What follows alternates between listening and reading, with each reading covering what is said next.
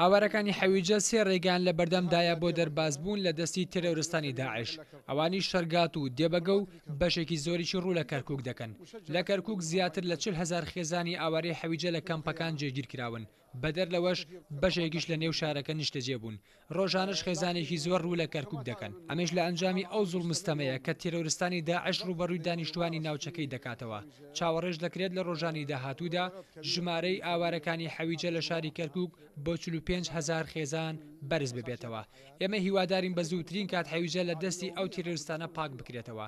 بۆ ئەمە بەستەیش لە پەیوەندی بەردەوام داین لەگەڵ حکوومەتی ناوەند و هێزە ئەمنیەکاندا.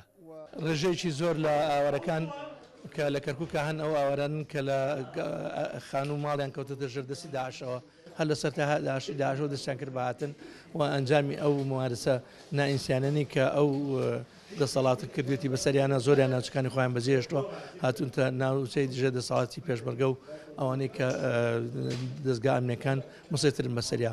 تەمەنەوەوانە نسبێکی کەمپێک نایەن نەتوانین بڕێن لە زۆربەی ئاوارەکانی حەویجە ئێستا ئاوانەی لە کەرکووکانی ئاوری حەویجە و دەوروبەرەکەیەتی یا ئەوانەی کە دەوری تکریت کە نزیکن لە حەویجەوە لە ڕێگەی خزمایەتیەوە لە ڕێگەی کۆمەڵێک مەسائلی نزیکایەتیەوە ئەوانن کە ئاوارە بوون ساهاتوونە کەرکوو دانیشت.